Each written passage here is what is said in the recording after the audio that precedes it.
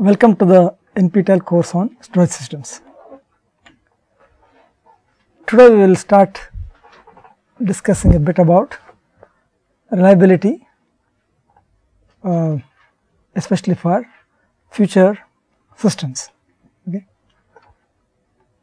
I have given some information I picked up from multiple sources, and for example, it is believed that currently we have about 100,000 nodes in some large systems, okay. And this is slightly old information, because for example at Stanford University recently somebody used 1.5 million nodes to do some computation. We have a rocket which is going up, it makes a lot of noise, right. So there is a highly nonlinear systems that operation at the time when the gases are going out, how to reduce the noise, okay. And somehow they use some 1.5 million nodes to do some computation to figure out how to reduce the noise that is generated, okay. We can see the issues that are there when you think about such systems. If there is some minor errors here and there, can they corrupt the whole, let us say, result that you finally depend upon, right. How do you know that some particular nodes, they are not doing the wrong things, okay. It could be for multiple reasons. It could be because of the code itself is wrong, or it could be because the hardware is generating errors which is not predictable, and basically because I mentioned to you, you can have memory errors, disk errors, HBA errors, network errors, all those kind of things. So you are talking about 1.5 million of these guys. How do you trust what is coming out? Okay, that's a big issue, okay. So again, the concurrency levels also are going to be heavy. This is in terms of million, they are talking about 1000-fold. Like you can see that already these numbers seem a bit old, okay, because as I told you already in 2012 they have done 1 million, okay. So not clear, this is just some information I picked up from some presentation, okay. And if you look at the DRAM, it is talking about 4 petabytes now, 10, 30, 60 petabytes, okay. It's huge amount of data, okay. Now what is interesting for us is the following here. What is the mean time to abort? That is, if you start some computation, how long does it take before a system dies? Okay. That is, you have to restart the system. You can see that day, it's 1 day supposedly now, and it's going to become 1/4 of a day. That means it barely works for 6 hours, then it will die, okay. Now you can see why these things are not slightly difficult things to work out. Why? If it is taking 1/4 of a day and dying, it has, in the first place, you might have to store, you may want to checkpoint what has happened as you are going through, right. And if you have 60 petabytes, this 60 petabytes have to be written somewhere. Where will it be stored? It has to be stored most likely in the storage system. Now ask yourself, how long will it take to store 60 petabytes? Okay. Now if we assume disks, then it's a hopeless task. 60 petabytes on disk will be just genuinely hopeless. But if you have things like SSDs, this may be feasible, okay. Basically just can think about it. Usually you find that a disk will give you about, nowadays, okay, we can assume 1 gigabit per second approximately, okay, or 2 gigabits per second, okay. So if you talk about 60 petabytes, we are talking about 10 to the power of 6 approximately more, 10 to the power of 6, okay. We are talking about 10 to the power of 6 seconds approximately, or somewhere in the region, 10 to the power of 5 to 10 to the power of 7 seconds. That is already a good part of the year, okay, from a few months, okay, almost a month or something like that. So you really have to change your storage system systematically, okay. You have to ensure that you need your SSDs which will have at least 2 or 3 orders of magnitude higher bandwidth, then you can start thinking about checkpointing it. What is, I think all of you, I hope you are all familiar with checkpointing. What is checkpointing? It is basically a way in which you do some computation, you know that something bad is going to happen. So at some regular intervals, you save the state, so that if that bad stuff happens, you can restart from there. That is basically checkpointing, okay. So our issue now is that checkpointing is going to be highly storage intensive. Every time you are going to checkpoint, you have to write it to some persistent storage, basically storage system, and you have to start thinking about that. Okay. So this is going to be a big issue. Okay. Other issue is there's a similar thing with respect to storage system alone, and they say that this is luckily 14 days, etc. Storage application visible interrupt. Okay. Basically something that is going bad in the storage system and you can detect it. This happening because of some other errors, typically in memory, CPU, communication, wherever.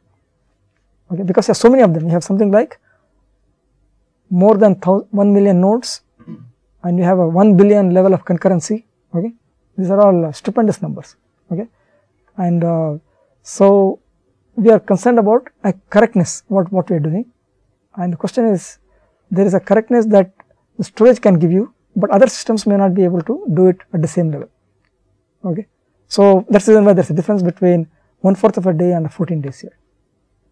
Okay. Because these systems are much more well engineered with respect to error management. Okay. A good example is that when you do anything with a disk, for example, you have for example a CPU, you have a host bus adapter, and you have the disk. Every single jump from one to the other, there is somebody checking things. Okay. You cannot write from CPU directly to disk. The HBA is sitting there and checking things. So there are multiple levels at which any error is caught. Okay. But this has to be done more systematically, and that is where the big issue is. Again, let's look a bit about some other reliability data. If you look at what is called bit error rate, BER, consumer SATA is e to the power minus 14, okay, 10 to the power minus 14, and enterprise SATA is 1 order of magnitude better. If you go to what is called SCSI attached storage and fiber channel, it's even one more level better. There is something called, this is a tape, it's one particular technology of tape, LTO. You can see this is really 3 orders of magnitude better than SATA. Okay. The reason why these are, let's say these are so good is because for a long time, if you want to really save something for the next 10 years, 15 years, tape was the only medium. Okay. And so there has been a lot of stringent restrictions on the, let's say, the specifications for these tapes, because they are the long term storage in some sense. Okay. And you notice that even movies and all those things are typically stored using tapes only. Okay. So this LTO is basically a very good quality system, and it is typically guaranteed also that if you store it, I guarantee 10 years that tape will not go bad. Okay. It will be available. Okay. Whereas if you look at CDs and DVDs, you know that oftentimes they go bad within 1 year. Okay. Because I think I must have mentioned it some time back. Typically there are some dice used, and the dice, if they degrade, then you lose a bit. Okay. So again, what is more interesting is that these are errors that you can catch. Right? There is some error correcting code, something somewhere sitting there which is actually catching it for you. Okay. I think we already discussed something called latent sector error, where you try to read a sector and the system tells you something is bad there, and that is basically this kind of data. There is even worse things called undetectable errors. Okay. And you will see that in SATA it is 10 to the power of minus 17. That means that if you have a system with about 100 petabytes, okay, you are going to have at least one undetectable error. We don't know where it's going to hit. Okay.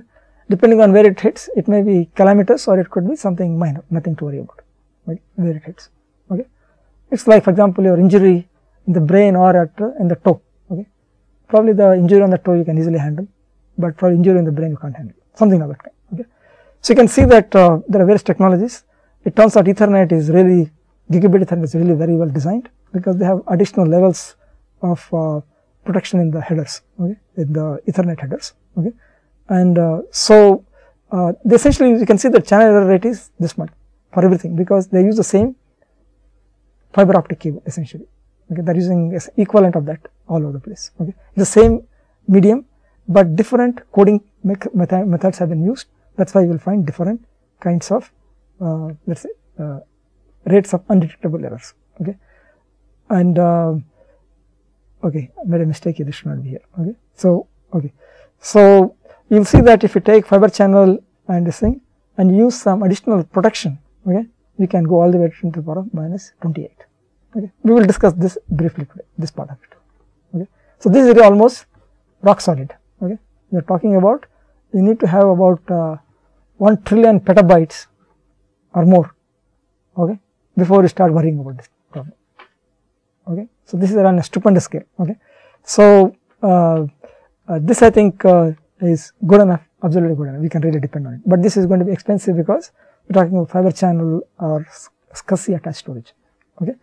So, let us given this background, I think you should be clear about there are certain types of errors that can be detected by your error coding.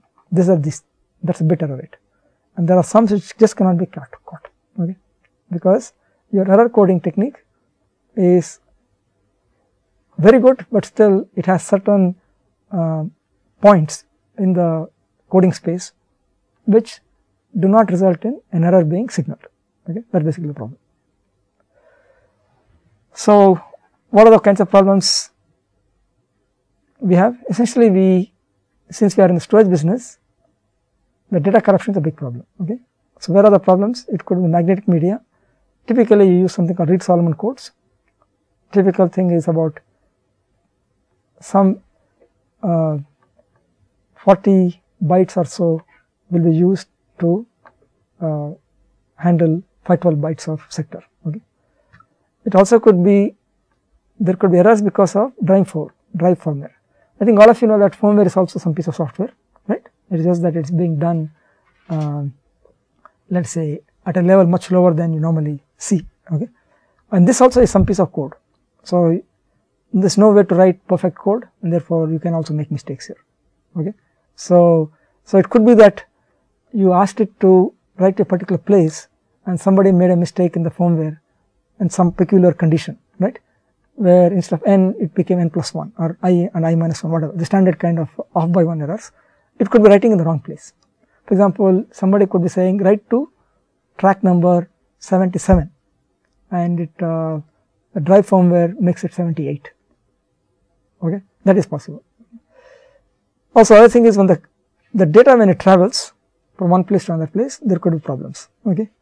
So, typically when you send out data, right, you are not within, you have to amplify the signal, okay, and you send it out, but there is also a lot of noise outside. Okay. So, if the noise is, it is not shielded, suppose it is not very well shielded, then you get into problems where the bit can flip. Okay. So, then you have to make sure that when you send it from one place to another place, somebody has to have certain types of let us say summary information by which you can figure out if what you are getting something is wrong with it. Okay. And this is often called CRCs, cyclic redundancy checks, or for example, in IP networking you have something called IP checksums. Okay. So, this basically in some sense what you are doing is you have some checksum, you make the checksum travel along with the data. On the recipient side, you look at the data, compute the checksum again, see if the checksum is the same as what has been sent to you. Okay. If they both are same, then you know that at least there is some chance that it is actually correct. There is a good chance it is correct. Okay. Because there could be some pathological case where the checksum and the transmitted checksum, the computed checksum and the transmitted checksum pathologically do some interesting things so that they come out to be right, even if there is an error. That is also possible. Okay. But that happens so rarely, they do not have to worry about it. Okay. So, because that is a very rare case. Okay. Of course, software errors, okay, that also is possible. Okay. So, there are various errors and we will look at some of these parts of it. Okay. So, how do we handle these things? You use, if you are talking about servers, they use RAID, I think we discussed it briefly. Basically, you compute a parity across multiple disks and use that as a way to see if one of the drives fails, then you can recover the data from the parity, for example. Okay. Same thing with system buses, they also have parity, and again this is something which has to be done across the whole system. If you are having ECC in the memory, you should also have ECC in the cache also. If you have ECC in the cache, then you have to ask yourself, should I have ECC on the registers also? Okay. If you only have it at a particular point, then it may not be sufficient. Okay. So, it has to be all through. Okay. sometimes people will decide that as long as it is safe in the cache and it may not be necessary to have ECC on the register contents. Okay, I think that's how it is done. I don't think there's ECC in the registers. Okay, but you have to design very carefully, thinking about it. Suppose I don't have it, can I get into a problem? And engineers or people who design these things think carefully and say that the chances of having a so low that I don't have to worry about it. Okay, that's how it is done. Okay, basically it is, the errors depend on the volume also, how big the data is. So buses typically have protective measures. For example, you have an ALU bus, you may want to ensure that that ALU bus actually has some parity. Okay. In addition, if you take advanced file systems, like for example, there is one in Linux called BTRFS, or there is one with Sun had come to ZFS, they have checksum on data as well as metadata. Okay. But the big problem has been that everybody is doing their own little thing for error management, but there is no overall scheme which actually handles all of it. What is called end-to-end integrity from one side to another side. For example, pick it up from the storage side, it is traveling from storage to HBA to network to various things, right? I need to ensure that the whole path is protected, not just one part here and there. Okay, that is basically what is called end-to-end integrity. Okay, now there are some standards have come up. There's something called data integrity field diff for the storage stack. There is a extension. This is not actual standard as far as I know. This is for above the stack. If you use both the diff and dix, then you are mostly covered. But this has been standardized, this part. There is a what you call a standards body which has actually gone ahead and standardized this one. This I think is still in the, let us say, people are using it, but it is not part of a standards body as far as I know. Okay. So how does this work? Okay. So there is an end-to-end protection standard. It is there is a technical committee. Some American National Standards Institution has got some committee. Okay, and the T10 is basically the one which handles storage. Okay, and what they have done is, for if you have they attach for every data block 512 bytes, they attach a data integrity field of 8 bytes. Okay, just like your ECC also, right? For every 32 bits, you add 7 bits of ECC, right? Something like that. Okay. And if you look at the diff itself, it has got, because it's 8 bytes, right? So basically 512 plus 8, 520 bytes. So the new sector is 520 bytes. Okay. And of this 8 bytes, there is a reference tag, meta tag, and guard. Okay. So basically, the guard is basically the one 16-bit CRC of sector data. Okay. So basically, if you read the data and then you compute a CRC, the data has some CRC value and what you read CRC is different, then you know something is wrong. You read the sector wrong. Okay. Now that is a part of that is 2 bytes. There is one meta tag which is left unpopulated, so that any OS can decide what to do with it. It is just extension, so you can left for future use. Okay, or any clever guy who knows how to use it well. Okay. Then there is a reference tag, which basically is that it is a 32-bit number used to ensure individual sectors return into right physical sector. Okay. Basically, what you do is the following: if I am trying to write a sector, suppose I am supposed to write a sector 47. Okay. So you put 47 in the reference tag and write it. The fact that I said write to 47 doesn't mean that somebody down below, he actually wrote to sector 48, right? But luckily for me, it goes to 48 and clobbers something in 48, fine, okay, it's sad. But luckily for me, the data will still have 47 as the reference tag. When somebody reads it, right, that guy is reading to, he is going to sector 48. He reads it, but the reference tag says 47. Then I know that something is wrong. Is this clear? Basically, the idea is the following: you always try to describe where the data should be.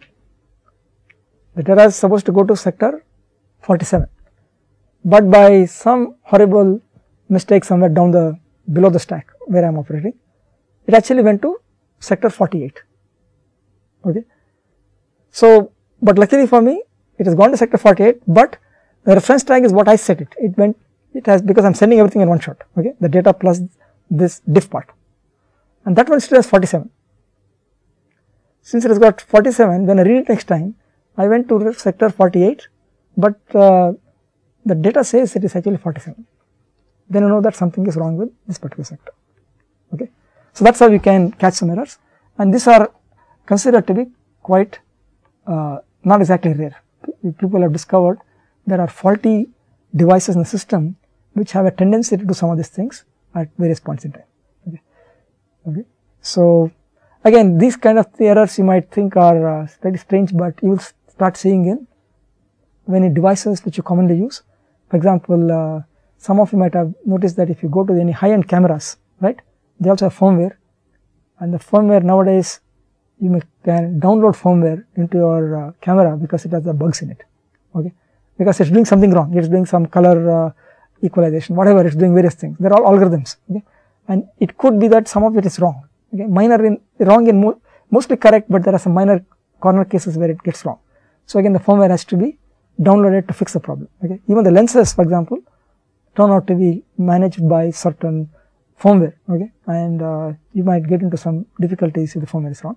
And so basically what we are talking about is there is a lot of firmware all over the place, and the firmware can do mistakes, okay, because some computation is going on and it is not going to the right place. So basically what is the how do you use this diff? I mentioned that the host bus adapter, which is basically a proxy for the CPU, right, it calculates a checksum value for the data block and writes, stores it in the DIF. So basically the data is there and it stores it in DIF, okay, and this whole thing is sent out, and then the storage receiver gets it. It has got the diff that was computed by HBA and it has got the data, okay. Now it sees if the data that it has got, it will compute the checksum again on that one, only in the data, sees if it is what the diff it got from the HBA. If they both match, mostly it is okay, and then it stores the data plus checksum, okay. So on a read, for example, because it has stored the checksum also, you read the checksum, you get the data out of it, okay, and then you check the receiving HBA also checks it, okay.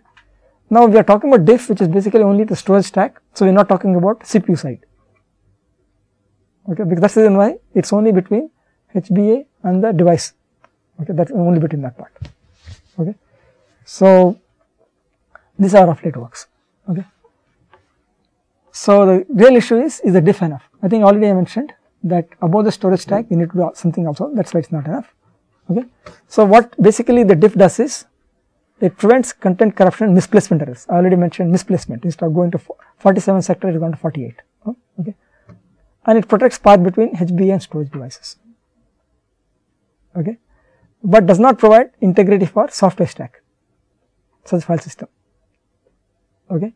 Now the file system itself is a fairly complex system, it's really can be extremely complicated because it is typically highly concurrent, and it is also not only talking to applications, it is also talking to the virtual memory subsystem, okay, and it is and it also, a file system also is quite complex precisely because it has to bridge the gap between memory speeds and disk speeds.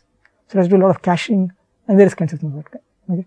So because of that, it turns out a file system also there could be some very subtle bugs, okay, and for example you can have bad buffer pointers, misdirected writes, all this also can happen, okay. So we need to provide, in addition to diff, some additional stuff. The DIX is basically that attempt, but as I told you, it has not been standardized. Let us just take one example of a error correction above this diff layer, okay. So ZFS uses what is called end-to-end checksum. Again, it is a file system, so it has no control about what is above it. So it can only do end-to-end from the point of view of starting from where it enters, the data enters into its system till it goes to disk and back, okay, till the point it goes back up again, that's all it can handle, okay.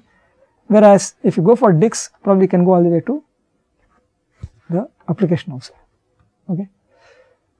Now checksum not stored with the data block, but in the pointer to the block, okay, that is one minor difference than what I said before, okay. Again, all checksums are done in servo memory, so it can catch various kinds of errors. Okay, it can catch phantom writes. Sometimes, as I mentioned, the write actually doesn't actually happen at all. Why does it happen? Because you are trying to write, and suddenly what happened was there was a big dust particle was sitting there. So your disk head, because of Bernoulli effect, it actually goes over the dust particle, and essentially the magnetic field that is used, it becomes so weak that actually nothing happens below. Okay, it's become a phantom write. Okay, so we already discussed misdirected reads or writes where disk accesses the wrong block. We discussed this already. There are also parity errors between storage array and servo memory, or storage array or driver. Okay, okay, there are those kind of errors also. Sometimes you have the device driver errors. You are writing device drivers now. You know how you can make mistakes, right? So where data can be stored in the wrong kernel buffer itself. Of course, usually most of the systems we use have been tested extensively, especially file systems are tested extremely rigorously, okay, because everything depends on a file system being correct. Okay, otherwise no work is possible. Okay, but in spite of that, there are bugs, and once in a while some corner case which nobody ever expected shows up, and who knows, your data might be stored in the wrong kernel buffer itself. Okay, especially concurrency can get into these problems. There have been very unusual errors reported. For example, I remember in 96 or so, this Microsoft had a file system on the servers, and if you access a web page rapidly enough, okay, it will corrupt the data completely.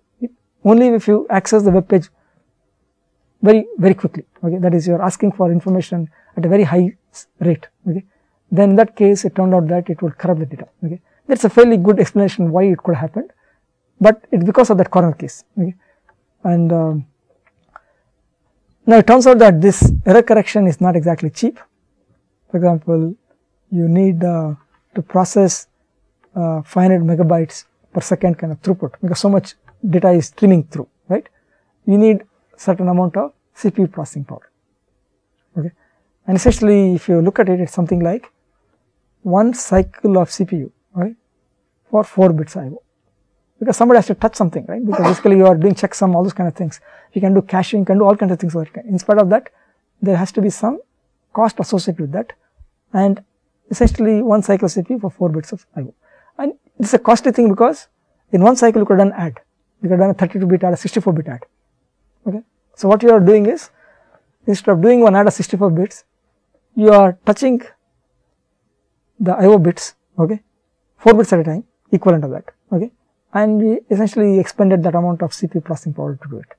That's the reason why most often if you are doing some of these things, oftentimes you need hardware acceleration, okay, and the hardware acceleration is understood in the context of encryption and decryption, but with this kind of stuff, I think it is still not much there. Okay, the only thing about ZFS error correction is that it's not based on any standards.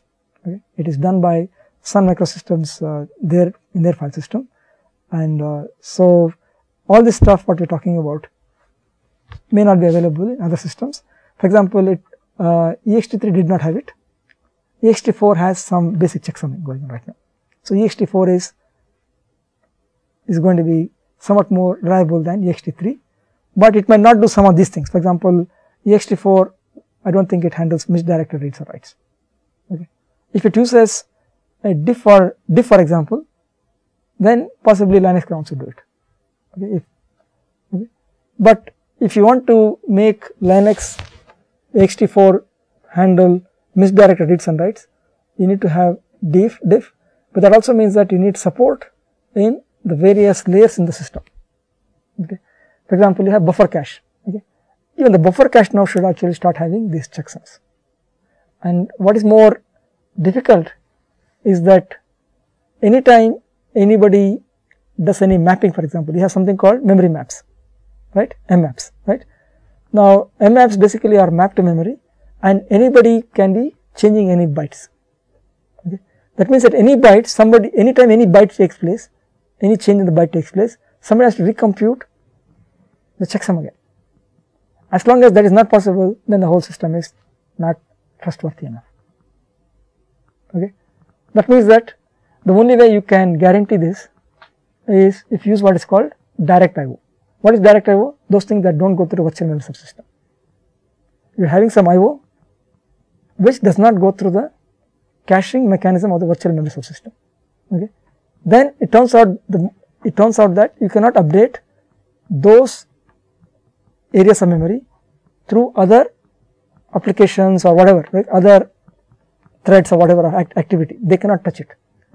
Because you are guaranteed that you are going only through only one interface which you can control, and therefore you can do all these things. Okay. So you can see that even if you are interested, the current models of memory map, etc., will not allow you to do a good job of all these things. Okay. So you have to think carefully before you decide to do this. You have to fix all your interfaces before you can start trusting all these things. It will catch some errors, but the quality errors it will still not be catching. And again, it depends. Suppose you have, we talked about 30-60 petabytes of memory, right? Now we look at the kind of ECC, that error correcting code that it has got.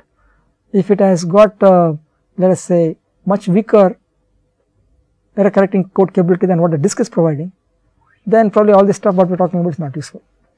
Somehow it has to be equal, approximately about the equal kind of capability. Your disk error correction capability, and the memory error correction capability should be somewhat matched. Okay. Then only it makes sense to take all this trouble. As I mentioned, you have to change a buffer cache, you have to change so many layers before you can get it working. Okay. Now, in top of this diff, as I mentioned already, you also need something so that application also can get some additional guarantees. So, disks basically, as far as it was defined by some people at Oracle, it defines a set of interfaces that host adapters must provide in order to exchange integrity metadata with the host operating system. Okay. So, basically the application calculates a checksum and passes it to the HBA, and this is appended to the 512 byte data block. So, in a sense, now application and HBA, they now understand each other, just like previously HBA and the storage device was understanding. So, now we have from the application all the way to the storage device and back. Again, this is, as I mentioned before, if there are caching is going on and there are threads which do not understand this part and they update things and do not update a checksum, you are lost, nothing is useful. Okay. So, you have to control that part also. Okay. So, if you take in those kind of, if you handle those kind of issues, essentially it provides a full end-to-end data integrity check. Okay. So, basically to provide this kind of protection, you have to have the controller has to be disk capable and the storage device also diff capable. Okay. Both the same. Okay.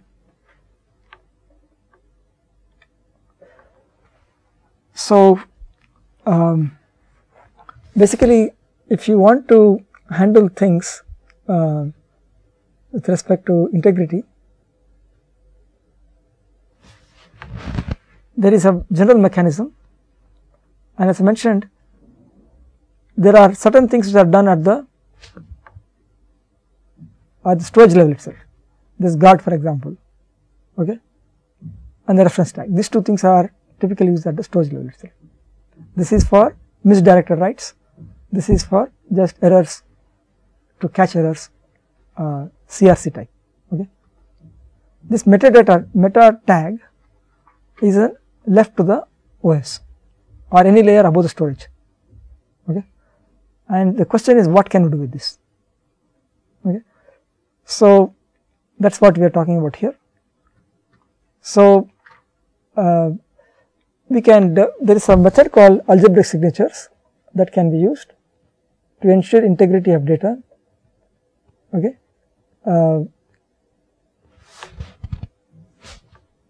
Some small mistake here to ensure, I think I have repeated it twice. Okay. Use algebraic signatures to ensure integrity of both data and metadata. Okay. What is the useful property that is needed? If there is a big block, let us say it has got so many sub blocks, the property I am interested is, if you give me the signatures of the sub blocks, I can easily compute the signature of the whole block. In a sense, it is compositional. Okay. If you have that property, then I can do what I did before also. So, you remember what is happening here? If I look at this, right, what is happening when I do this guard bit? Basically, it is saying that if I have so many bits, I sum them, right, I do a CRC, okay, then the CRC that I get is basically based on each of the bits of the data, okay, it is basically depend on the data, it is compositional, okay, and because of that, when I send it across, other party also can compute using the same algorithm, using the same CRC check, okay. So, that is the reason why this whole thing works. So, the question is, can we do something similar at this level also, okay. So, basic idea is that come up with some notion of signature which captures something about the data, okay, like the CRC, so that it is compositional. I give you subparts, I should be able to compose the signature of the higher level entity, okay. I take the higher level entities, multiple of those guys across, again I can compute the signature of even higher level entity, okay. I have basically some kind of a recursive mechanism. If I have that property, everything works out. It turns out you need some special theory for this. We will not go into too much, I will just mention a few things about it, okay. And this is basically something called the field. I think you heard of rings, groups and fields, right. So, there is something called Galois field which has got this property, okay. So, I am not going to great detail about this thing, I am just going to mention roughly how it is done, okay. So, usually in this Galois field, you have the number of elements is p to the power of n, where p is a 9, p is prime.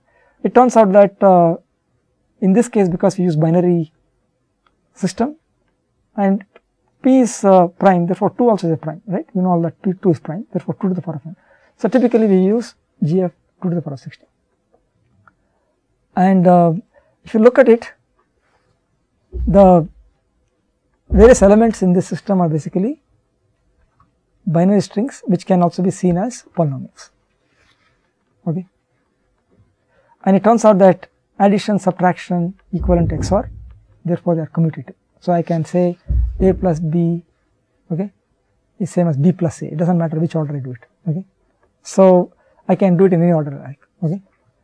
And there are similar things that you can do for multiplication and division, okay. It turns out that to define this algebraic signature, I need something called irreducible element, okay. Basically, we are talking about in a field, it turns out that you can have multiple elements in this field and some of the fields can be written as products of other elements. Just like you take our regular field integers, right, you can write 6 as product of 2 into 3, right, whereas irreducible is similar to our prime numbers, okay, it is not a product of non-trivial factors, okay. So, it turns out that if you can get one of those irreducible element, then if you have that irreducible element, you can, it turns out that if you keep multiplying by itself, you finally can get to 1, okay, in this Galois field. This is not may not be really valid for our integer system, because we have, let us say we have unbounded integers, okay, then it will not happen in our case, okay. But in a field, for example, you have only 2 to the power of 16 elements, okay, in this Galois field.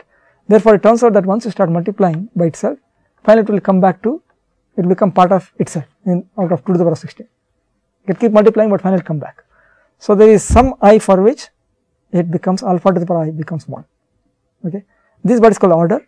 It turns out if you choose, if there is something called a primitive element for which order is basically s minus 1. For example, if 2 to the power of 16, I want an order of 2 to the power of 16 minus 1, okay, use that as a primitive element. If you have a primitive element of that kind, it will always be there for this kind of systems, okay, then it turns out you can define a signature like this, okay. So, basically you can define a signature as the following. What is signature that is defined by, suppose I have symbols x1, x2, xn, okay. What will I do? If you want to get a signature for this particular alpha, okay, what I do is I do a sigma of each of these things, x1 into alpha to the power of 1 plus x2 into alpha to the power of 2 all the way to xn alpha to the power of n. Okay. Now, this is basically the signature. It turns out signatures have a very interesting property of this variety. Signature of alpha of x1 plus x2 is signature of alpha of x1 plus signature alpha of x2. What it means is that if I am able to compute a signature of, let us say I have x1 and x2, there are 2 blocks. Okay. I compute a signature on block 1, I compute the signature on block 2, and then I do XOR, because addition, I said, what did I say addition was, is basically equal to XOR in this game. Okay. So, when you do that, you can essentially, so I get the sub signatures, I can do XOR and I get the signature of the upper level, higher level, like the x1, these are 2 blocks, I concatenated, for example. Okay. So, that is one interesting property of this particular system. Okay. Now, other thing that is there, because you have a limited number, right, this 2 to the power of 16, elements are 2 to the power of 16. That means that you could be dealing with very large things. You could be dealing with 4096 byte blocks. What is the space of possibilities there? 4096 bytes is 4096 into 8. How much is that? It is about 32,000, right. So, what is the number of possibilities in how many different blocks are there? How many different blocks are there for type, let us say with the data? It will be 2 to the power of 32,000 approximately. That is the number of possible ways you can fill up a 4K block. Okay. And so, it is a tremendously huge number. Okay. But finally, what we are doing, we are only handling it with 2 to the power of 16, right. We only have 2 to the power of 16 codes possible, that is all that is there maximum, because we are talking in our signature is basically 2 to the power of 16, what is say an element in 2 to the power of 16, g of 2 to the power of 16. Okay. So, when you go from 2 to the power of 32,000 and you map it to something which is only 2 to the power of 16, right, that means that there is a chance that you might get something by accident. Okay. That is what we are talking about here. Okay. So, then the signatures of 2 different sectors collide with the probability 2 to the power of minus f, where f is the length of each symbol. Okay. So, basically it is 2 to the power of minus 16. Okay. So, basically you are talking about the fact that since you have a much limited size signature, only 16 bits, okay, the chances that the 2 things will by sheer accident, by just simple accident are identical is 2 to the power of minus 16. Of course, if you feel that 2 to the power of minus 16 is too small, then you can go 2 to the power of, you take 32 bits, you get that higher number. Okay. So, what is the, why is it that this is, basic thing is that you are, you already have various methods of error correction etc. on the system, okay. Various parties are doing, I think as I mentioned, all these guys are doing various things, right. Your RAID is taking care of some problem, system bus are taking some problem, okay. Various guys are doing various things. Now, we are putting on top of it this particular thing, okay. Therefore, even if you think that 2 to the power of minus 16, okay, is not good enough, okay, it can create problems. But once you have all these things, you are slightly in good territory, okay. That is the reason why you will notice this one, this is that T10, what we are talking about, protection, okay. You are at 10 to the power of minus 21 without this thing, without this end-to-end correction. Once you put that in, it has gone to 10 to the power of minus 28. You have got now 7 additional levels or orders of magnitude better, let us say, protection with this kind of model, okay. So, that can be mostly good enough for many purposes, okay. So, again in engineering you do not go for the, the very best possible thing, because that is usually costing too much, you do not have the resources to do it. So, what you do is you incrementally increase it so that you are in safe zone essentially, that is basically what you are doing, okay.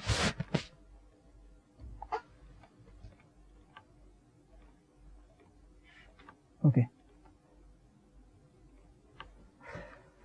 So, what do we do out here? So, the basic idea would be that you have signatures and they have this property which is an interesting property, and it is same property like what we are doing in checksum also, okay. And this is exactly also assumed in the case of IP checksums, for example, in networking also, Basically, you have a packet, you keep on doing the IP, you keep on every 16 bits, you do a checksum, and then you compute the checksum of the next 16 bits, and because of the additive property, you are in good shape. Okay. So basically, what we are doing is we will use these algebraic signatures on subblocks and blocks, because what's a block in a storage system typically? Let's say it is 4 kilobytes, but the hardware itself, the disk itself, it's happy with 512 byte sectors. Okay. So in a sense, your one block is equivalent to 8 sectors, and if you notice our design, the diff, right, it's doing at the level of 512 bytes, right? That's basically what we are seeing here. 512 bytes. Okay. So the thing is, we have to figure out what is the corresponding signature for the block. Okay. And that's one part of it. The other thing is that we also want to see whether if you have even longer thing, for example, a file is there. A file is, it can be 1 byte, it can be 100 bytes, it can be 10 gigabytes, one single file, right. That means that you have to find a way in which you can take each of these block by block, compose the signatures one by one till you get the signature of the whole thing. Okay. Now, of course, if you have something like a 10 petabyte file and there is a there's another 10 petabyte file, the number of times you do it is so high, possibly that it might not be worthwhile. Okay. It may be that it might actually be equal by some with a high probability. That's also possible. Okay. Unlikely, but probably there's a good chance. Okay. But if you are talking not on that scale, what you can do is you take the algebraic signatures on subblocks and blocks and you compose them in such a way so that you can essentially again check it just like previously you did with CRC. Okay. So what we need is we need as new signatures that summarize the production information over longer inter-sequence units such as blocks. For example, suppose I have a block Bn.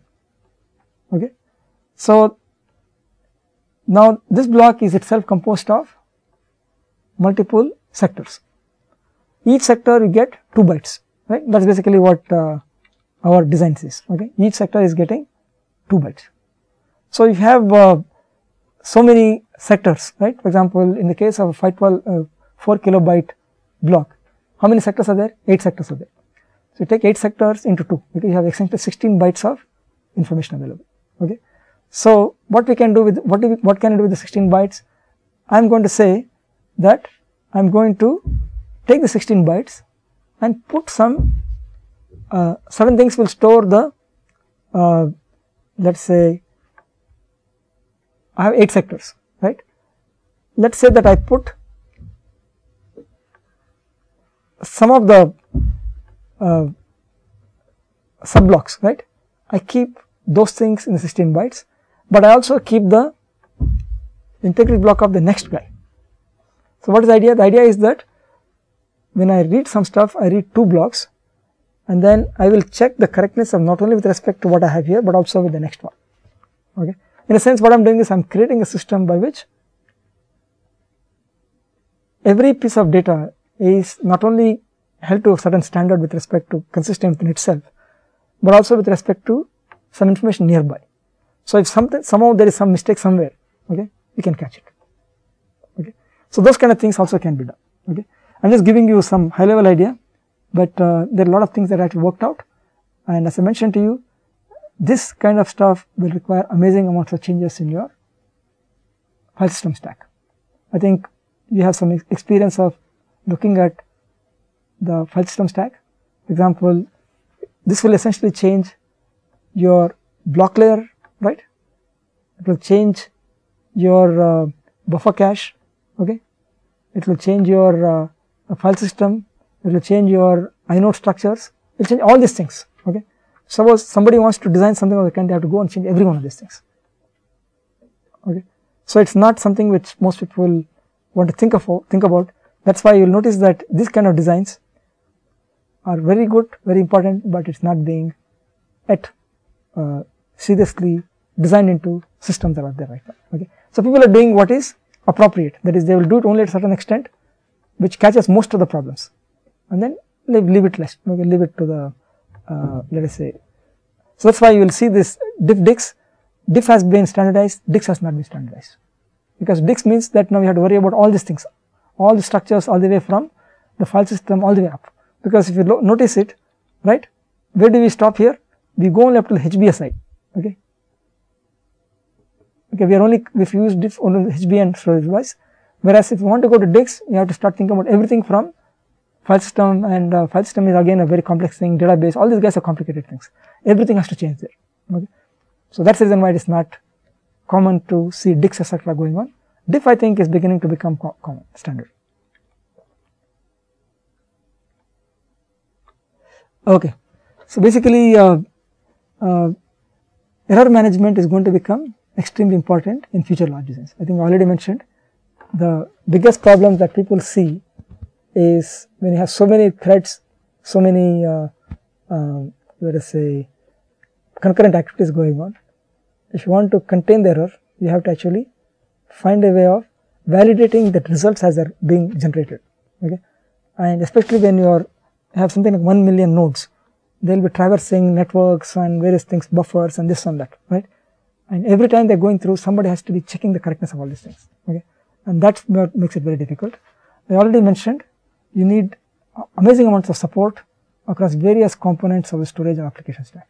I think file system is complicated enough, but once you go into database etc., there will be a lot of problems. For example, in the case of I mentioned file system, but also you can have things like volume manager, right. There is typically you will see that there is something called a volume manager which takes all these disks and makes it pretend as if it is a big one single disk. That also has to get changed. Then on top of it the file system has to change, then the libc has to change, then the application has to change, okay. Every one of these guys have to go take all this integrated information back and forth, and they have to update these things, and then there is a chance that you will actually have reasonable guarantees. But that turns out to be extremely difficult to do in practice. That is why you will notice that currently we have only the diff that is being done, because it is in a selected area where the errors are slightly on a larger scale. But if you talk to people in large scale systems like CRM, okay, they will actually be quite serious about using this kind of things, but unfortunately there is nobody to provide this kind of solutions even as of now, as far as I know. There is the standard way to do it is by engineering the components better and better, okay. So for example, disk bit error rate, for example, sometime in the past was 10 to the power minus 13, now they have gone to 10 to the power minus 14, you go to 10 to the power minus 15, and then if fiber channel disks are 10 to the power minus 16, okay. So now that is the typical way in which you are handling it. Basically you make each of subcomponents really very good, so you do not think about it, but when you are talking about a very large system, you have to think about it. There is no way to, there is no escape, okay.